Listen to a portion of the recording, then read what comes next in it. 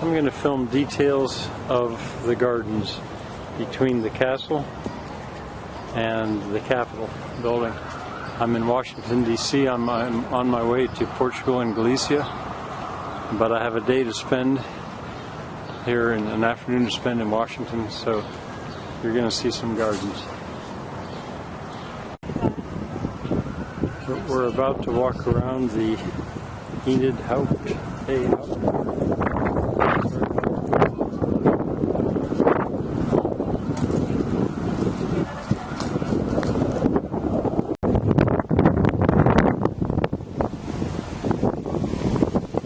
This, of course, is not a real castle. This is Gothic Victorian. Ah, the noise of a city. I probably should just turn the sound up, but you have that in the city. I call this a parterre. Oh, it is called a parterre. I mean, sorry about the noise. This shit happens in the city. It's one of the reasons I don't like it. A parterre. There's the description of a parterre. Here we have a parterre.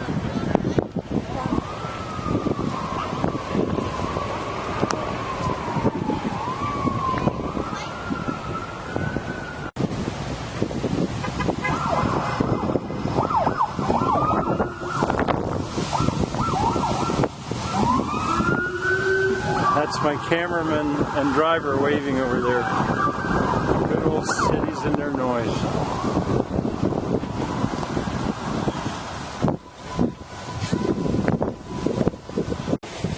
Well, it's a little bit more peaceful now.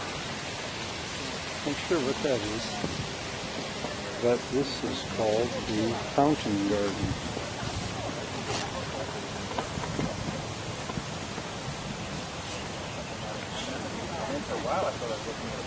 I'm about to do a documentary on falling water in northern Portugal and Galicia. Yeah. And one of the things about that falling water, that looks like old rusty metal. I think it is it's not pumped.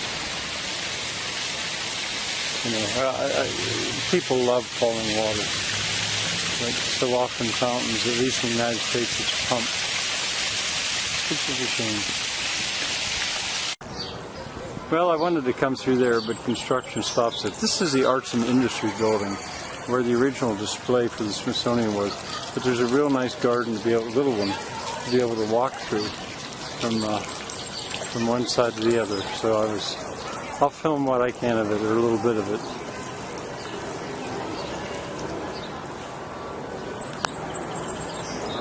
That building is called the Arts and Industry building, and as I was telling Adam, my photographer, my driver, it was my favorite one as a little boy when I went in there. But there seems like they're always working on it. But there's a little tiny garden that you can go between the Arts and Industry building with its Victorian multicolored brickwork.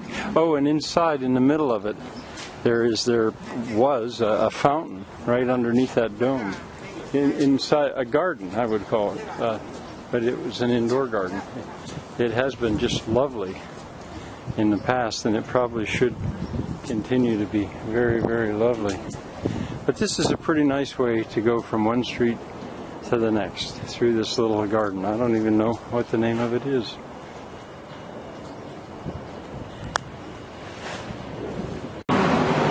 That's where we came from, and hello, Adam. Hello. That's where we are going, back into the noise of the street. But as I said, a very nice way to go from one street to another. Yeah, that's cool. That's like the Garden Museum in London.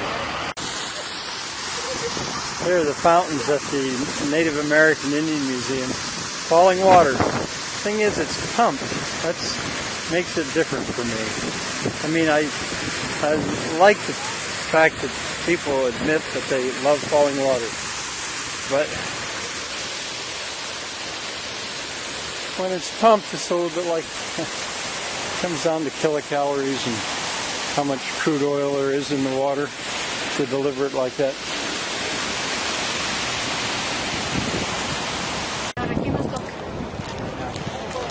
Here at the American Indian Museum. Hello, Adam. Hello. There's an interesting garden. It's been left alone to look like a natural swamp here right in the middle of D.C. I can't film it very well because there's so many people standing around, but I certainly want to include that. That's a swamp cypress there, or a bald cypress in the middle.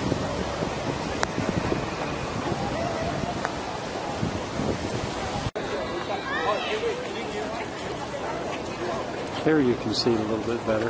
Got cattails on it. You may not recognize that, but that's the Capitol building. But right there, more important to me, is the Botanical Garden.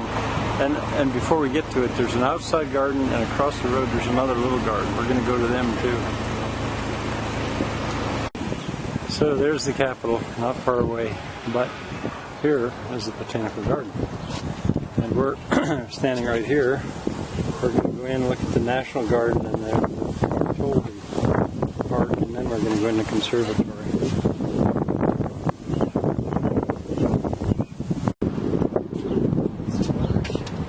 What's that?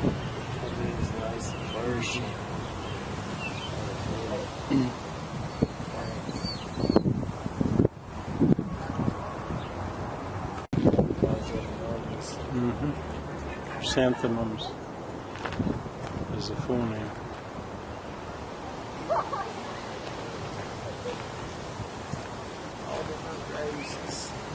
We're going to go out this gate to go to that other little park. Oh, Mugo, or what do you call this? Hinoki False Cypress.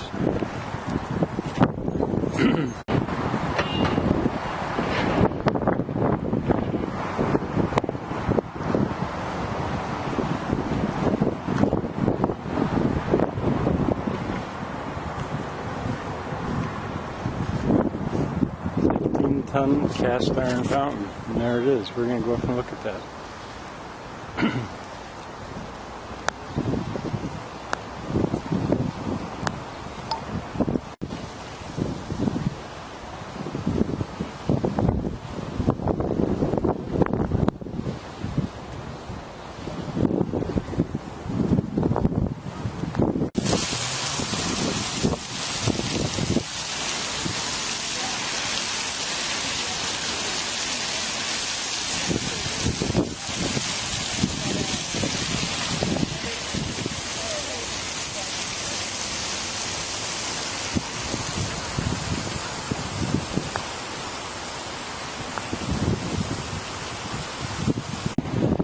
In the middle school where I taught, with the 8th graders would come on a field trip, here's where the buses would leave the kids off. And I always tried to get the kids to come into the Botanical Garden to at least give it a look. And a lot of them did, and they were on their own. They could go where they wanted with a chaperone. And a lot of them really liked it. That's the oldest Alaskan weeping blue cedar I've ever seen, the biggest. I have the little one. Well, we're going to go inside and look at a little bit in there. Just came in through the door. Kids, I stand here to point out bamboo so they don't miss that. And I always like to show them the banana plants. Adam is standing by one. I don't see any bananas hanging on them. Of course, for students, there's coconuts. So these are plants that my students would normally never see, not in person. Well, we're going to go into the jungle very briefly. I can't take the time to show you too much of this. So we'll just walk into the jungle.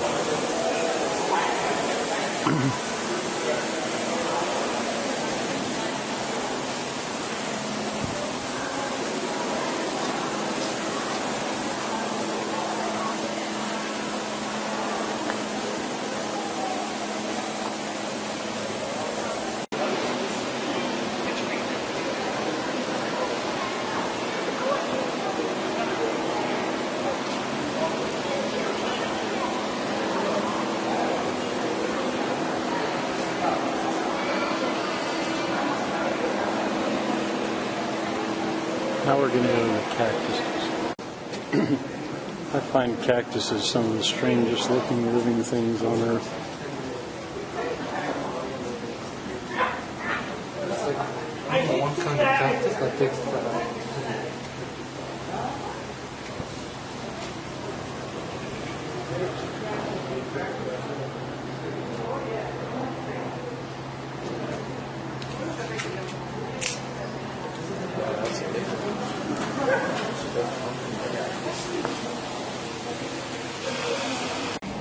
And now we're in the ferns and the cycads. I like cycads. People call them ferns. They're some of the oldest living things on Earth, cycads plants.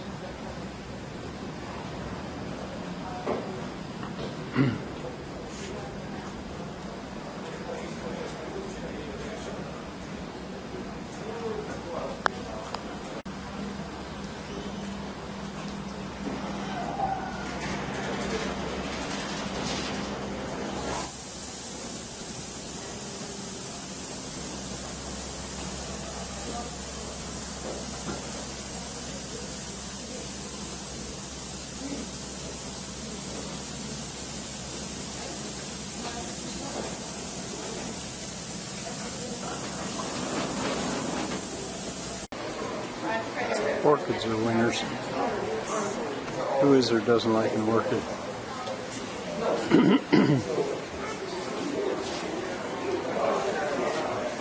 I had a botany professor at Harvard that said he remembers mowing with a machete, mowing his way through a field of orchids in the Amazon.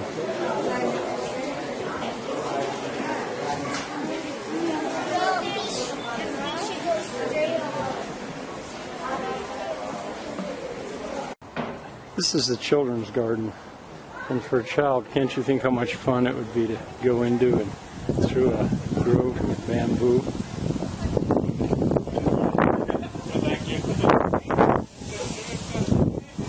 No children here to mow. Oh, there's one. Oh, is this sedum growing on that roof? I think that stuff is called sedum.